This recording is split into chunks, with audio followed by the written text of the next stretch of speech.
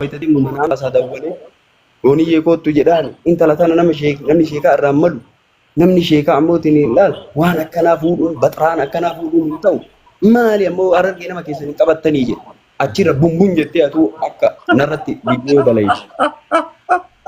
Galee sababaa ta'ee fi waa malee hin dubbadhu waa malee namarratti hin dubbadhu yeroo jalqaba lafaa ka'eellee namatti hin dubbadhu yoo namni waan godhe gama kiyyaan nama irra dabu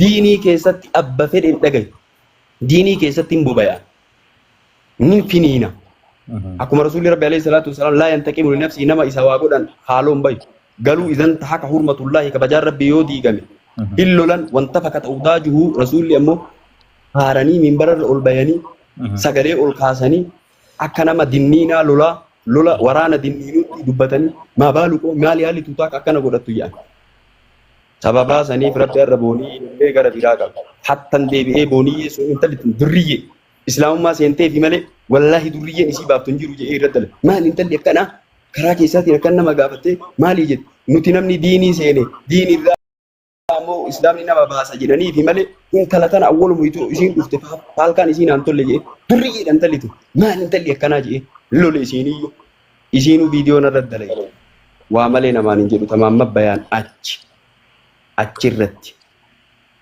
kanuma diinii irratti qabe waa'ee ammoo diiniitti waliin nu fide achirraa qabe gadi dhiisuu dide ammas waan tokko yoo argu haala tokko irraan jibbee maali ati namni jimaallee yoo ammoo wanni jedhe rakkoo karaa xiqqoo akkana qabatee afaan keessa akkanatti wanni godhaa kitaaba karaa isuur hadiisni tartiiba qabu jechi rabbii tartiiba qabu namni nama waa irraa fudhatu laallata sheeni taa'umsa laallata deemsa laallata namni diiniin irraa si fudhatamu nama akkami jechuu atuu ni beeyta namni diiniin isaa si liqimsamu namni ati isaa kabajaa gootu nama diiniiti jette suuraa isaa ijoolleen xixiqqoon marte olii gadi deemtee olii gadi mataa olii gadi gootu akka abbaan of godhe bakka abbaan of kaa'e asirraa ammoo tini yoo waa jedhullee lol jedha akka kanaa miti akaakni diinii akkanaa miti asirrallee jimaa ammoo tini gaafa qamaatu dhiisi waan barsiisinii taa'e gaafa ammoo tini waa afaanii hin qabin waa barsiisi osoo afaanii waa qabdu asirraa afaan yaasaa wanni hin jedhin asirraa waa nama hin barsiisin kunis ammoo adaba nama sheekaatii miti musxalaa hadiisaa keessatti nama kararra waa nyaataa deemu hadiisa isaa irraan fuudhan seera warra musxalaa hadii nama kararra waa nyaataa deemu hadiisa isaa irraan qaraan sheeka sanirra kanaafuu akkatti teettee akkatti waa ammoo hin dubbatu laalladhu jedhe lolaan maali namni adaba hin qabne jedhe kanatu waliin nu fide achumarraa narraa ammoo hin dhaabatu deemu makiyya qaadu ana homa lama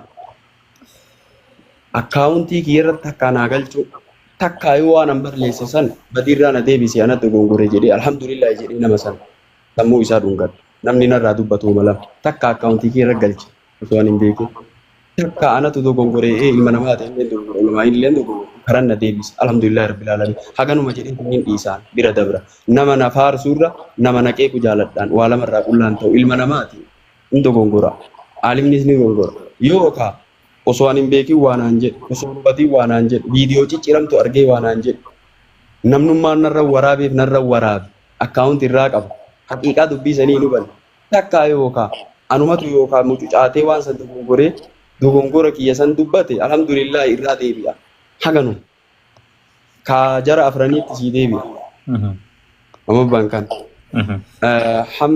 hamzaa sadeen hamzaa sheek jaabir hamzaa ibraahim hamzaa kaan hamzaa kaanitti si yaadee ka sheek jaabir yeroo hedduu ani mana isaanii seena haasawa isaa falmii ni godha namni hedduun ni dhiise hamzaa sheek jaabir dhugaa dubbatuuf ulamaa'ii argeen ulamaa'is qabdi hin beeytanii ulamaa'ii jajjaba qabdi kan nuti hawwe ni dhiise karaa keessaatti namni hedduun gorseellee nama hedduu mashaayika waliin dubbadheellee anillee bara akkana goone jedhanii ani garuu maaliif istiseen badaa yoo sababaa ta'ee fi reefa firaa torba gaggara galchanii yoo waan tana naa fudhate jee hima seen osomaa namni na dhoobu nama adaba hin qabne nama ammootiin yaadii kana bi'in kaa'u seenii uf xiqqeessuu eeka roobeenaan jedha numa seenaa haa ta'u eeganaa namni kun hisaabaa bahee jennaan bilook gatee yoo tana bilook gatee mana isaallee hin seenu jee bilookima isa gate erga biloo kan gate booda ammoo Sheek maalii jedhee amma ofiin hin jedhu waanaan jedhe. Sheek maalii gurbattii maalii tana naan jedhe. Hamdaa Ibraahimis irra dhufee waa'ee viidiyoo hedduun irratti waraaba. Ana osoo takka waa'ee Hamdaa Ibraahim fa'aan dubbannee iyyuu waraaba. Hin dubbadhu iyyuu namarra waraaba. Viidiyoo amma muree kitaaba barsiisu gadhiisu. Hadiisa nabii sirrii qat godhee ahlu sunna wal jamaa namaa himaan. Narratti qaba namni kun jajjabni agarra. Wallaahi rabbi barakaa si haa godhu naan jedhe. Kuni ka aqliin dhufe kan baratin maal jedha? Kitaaba aqlii ufiitti oofa akkanatti miti akkana fassaramuu miti. Isheen roobee waan jedhu caqasnaamee jedhee akka nama narratti waa waraabu himatiisa. Hamdaa Haajiis wayitii ammaan asuulee 18 jedhe kana waa jedhu viidiyoo guyyatti gise 7 waraaba. Waa jedhu anaa jaartii maangudditti harargeetti qarqaarsa godhiif jedhee namni waasaappii wayii Ziyaad namni jedhamu wayii Ziyaad Baaleeti wayii eenyu waasaappii isaa biloogatee awwala rabbiif si jaaladha jedhe tiktookii kiyanii hordofa ol seensisa hedduu na jaalata waasaappii lakkoofsa kenneefi gara Keeniyaa kana jira. Maanguddittii wayiitu jira sheeka isin nama qarqaarsiftanii maanguddoo hedduu qarqaarsiftanii rakkataa hedduu qarqaarsiftanii waa makiinaa sii kafalaa harargee dhaqii maanguddittii isin qarqaarsinaan jedhe.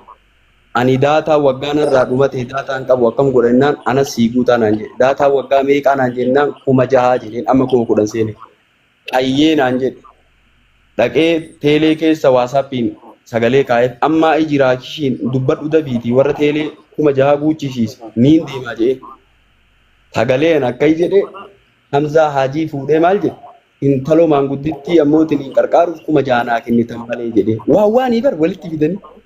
Jedhee haasa'e wal'iyaadu billaahi ana akkaawuntii irratti hin galuulee waytii kan wal'iyaadu billaahi waasaappiin isaa bilooggate bilookii keessaa baasee yoo isinitti beekinu amma Hamzaa wanni jedhama maqaan isaa Ziyaad Baalee maal Keeniyaa jedhama jedhe walitti qabee maraa maal jedhe jarri tun awwaalamuu qabdi afran huje murtii guutuun illee jedhetti dabale maaliif waytanu jirru waytoonni hayyoonni jiran awwaalamuu qabanii. Gaafa nu deemne uummanni kurruun keessaa baatu israafa ta'anii hin awwaalamanii. Gaafa nu jirru kabajamaa wayitamu qaban kana biyyee mootiin biyya keessa kakkaa'amanii awwaalamuu qabanii. Maaliif jennaan qalbii jaraatu du'e. Rabbi Quraana keessatti kake qalbiin keessaa duutee jedhee Rabbi Quraana dubbata. Du'oodha. Isaan du'oodha. Namni ilmii Rabbii irraa fagoo, namni daangaa Rabbii irraa fagoo du'aa jedhee Rabbi waame ammallee. Eega Rabbi du'aa jedhee waame anjiraa jedhee waamu haa awwaalamtuu. Biyyee keessatti haa awwaalamtu. Hamzaa kaan ammoo keeppima irra kaayaayu jechuun kuni balaagaa qaba jechi kiyya balaagaa of keessaa qaba. Zaahiratti fidaa uffata irraa baasaa awwaalaa jechuu osoo hin ta'in tiktookii isaallee bilooggataa awwaalamtee hin jirtu jara tana rabbitu awwaale rabbitu dubbate daangaa rabbii dabarsite quraana rabbii inkaarti hadiisa nabii inkaarti aqliidhaan deemti aqliin basarti maarree uummanni kun du'oo qalbii jaame du'oodha waytanu jiran ammootiin nullee murtii itti baafne kiinoo du'oodha awwaalaa ajin awwaalaa jechuun ammoo biyya akkanumatti irratti jirama kan awwaalaa ta'u ta'in awwaalaa jechuun bilookii magataa isaaniiyyuu Rabbi Quraana keessa du'oo jedhee awwaalamte awwaalaa akka waan hin jirreetti laalaa jedheen bakka qalbiitu ammoo awwaalame akkas jechuun haadaa huwa ammallee irra deebi'ee awwaalamte jarri Rabbi jara haa dhaqqabu jedhi malee atummaanuu jedhe Rabbi jara haa dhaqqabu malee du'oo namni Quraana Rabbi aqliitiin fassare hadiisa nabii aqliitiin fassare du'aadha inni ammootiin osoo jiru du'e waan ta'eef Rabbi Quraana keessatti dubbate hadiisa nabiitu hadiisa keessatti dubbate jiraa du'oodha waan ta'eef nama jiraa du'aa Rabbi du'aa jedhee waame nu du'aa jedhee waamna ammallee jiraa miti ammallee jarri. Okay, namoonni anilleen kan hin arge waan ijoolleen tun harargee tahanii fi sheekaan isaan afranuu irratti waraabee jiranii sanumaa san jidduutti gaa asliin illee walitti buutanii akka wanni kun gandaan waliin qabanne namoonni cinaanis arge already aslii wajjinis araara buustanna fakkaata. Waa'ee aslii already araara buustanii irra deebi'anii haasawuun waan barbaachisu natti hin fakkaatu yoo haasawuu barbaadan sanillee ni dandeessanii. Kanaan wal qabatee amma obboleeyyan keenya kana waliin wanni araara walitti araaramuuf isin daangessu yookiin wanni isin wal gootan nama walirraa ajjeesta wanni biroo ni jira wanni isin daangessu araara walitti araaramuuf maaltu isin dhorke? Wanni dhadhoo guguddaan ni jira anjara tanatti araaramuuf.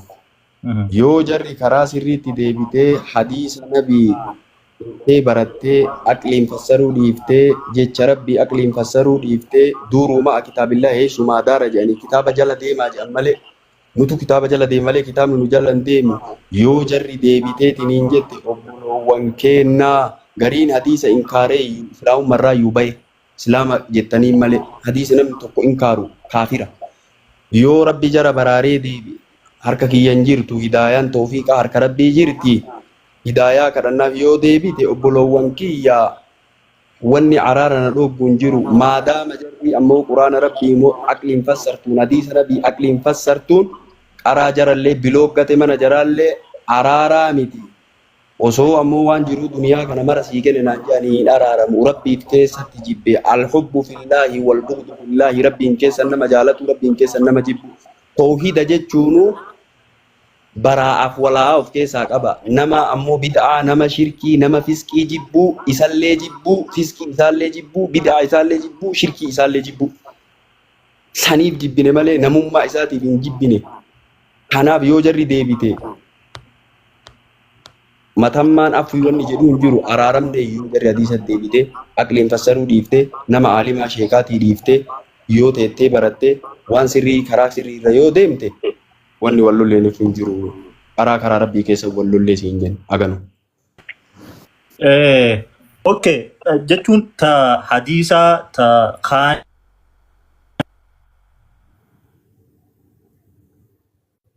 keessatti nama tokko yoo jibbite sababaa saniif sababaa isaan ooduuti waggaa tokko isaan ooduuti yoo inni ka deebi'u taate waggaa ooduu ni dandeetta waggaa 5 ooduu ni dandeetta diinii keessatti. Sababaa ati ooddeen maaliif naan oodan maaliif aadmaana godhan jedhee yoo inni of sirreessee deebi'u taate waggaa 5 ittiin ooduu dandeetta amrii diin keessatti yoo inni ka deebi'uu didu taate sanumaanuu dhiiftee salaam aleikum jettaa deebi'uu dide ka ooddeeni waggaa 2 sadillee rabbiif jecha ooddeeni deebi'uu didee misi assalaam aleikum jettaa amrii duniyaa keessatti yoo wal dhabdan duniyaa irratti wal dhabdan hawa irratti wal dhabdan fedhii lubbuu irratti yoo wal dhabdan bulii sadii ol waliin ooduun hin ta'u sun akkasi. Tun tadiiniiti garaagarummaa qaba. Tole rabbi isin jidduu haa fitu an akka nama tokkotti yoon hin danda'e obbaleeyyan xiyyas niin dubbisaa atilleen sitti deebi'uun mala yoo rabbiin ulaaffise araara kana ni buusna isinilleen yoo isinitti deebine akka nu qabamtan abdii qabna inshaallah rabbi isin jidduu haa fitu shayxaana isin jidduu haa baasu. Gaafiin itti aantu karaa xumuratti achi deemu jira. Sheekhaan Roobee deeggaraa paartii badhaadhinaati moo miseensa paartii badhaadhinaati jetti gaafiin? Bareeda. Ani akka nama tokkootti sabboonaadha. Akkuma mudawwara uffate kana sabboona. Nama mudawwara uffate namni sabboonaan si absaayaadha. Qabsoon karaa abbaa kiyyaati. Islaamummaa kiyya harka mirgaan qabadhee sabboonummaa kiyya oromummaa kiyya bitaan qabadha. Namni gariin oromummaa bitaan qabatee islaamummaa mirgaan qabata akkasiin oromummaa namarraan mulqamtu walumaan du'a namarraan mulqamtu islaamummaa yoo daangaa cabsitee mulqatta akka namni hadiisa tokko yoo hin jiru jedhe kafaru islaamummaarraa hin bayan yoo daangaa rabbii cabsan islaamummaarraa hin bayan oromummaarraa bayan oromummaan namarraan mulqamtu islaamummaarraa namarraa mulqamtu. Islaamummaa harka mirgaatiin qabadha sabboonummaa kan oromummaa kan harka bitaatiin qabadha akkasi. Bilisiginnaa maalii ka jettu? Doktor Abiy wanni jaalachiise dalagaa isaati. Mootummaa hedduu argine. Bara tarellee wayyaanee argitan waan inni dalage qabeenya mootiin Oromoon hin dhabne ardiin Oromiyaa hedduu biqilchiti. Qabeenya wayitisanis hin qabna qabeenya sanirraa fudhatee biyya ofiitti bareechifate. Gadaa mootummaa kanaa ammoo jijjiirame hedduu arge. Sheeyni namni gariin polotikaa maa dubbataa sheeyni ammoo quraanuma qaraa isaa jedha. Dhiphina sammuu keetiiti. Sheeka ganda keessatti yaadda sheeyni akka addunyaatti yaada. Sheeka ganda keessatti gad deebifteeti laa namnummaan siyaasaa beekuu sheeka. Eessaa yadiisa keessa jira nurraa fudhatanii siyaasaa. Nurraa fudhatanii siyaasaa diinii keessa jira. Hiiraa nabii keessa jira. Dalagaa ammootiin Abiyyi ammootiin jala deeme malee an waa'ee badhaadhinaa kana daggafuu miti. Yooma ta'e yoo osoo badhaadhii mayyuu ta'e islaamummaarraa nan baasu. Namni gariin yoo badhaadhina jala gortee garana gorte islaamummaarraa si baasa ka paartii garana akka waan islaaman hin ta'initti silaa akkanaa miti. Ani gocha Dr. Abiyyi to ammootiin akka isa jaaladhu na godhe. Dheengadda Jimmaan wayita dhaqu roobaa ture. Uummanni rooba keessa isa eega. Maaliif jaalala isaa qabuuf jecha.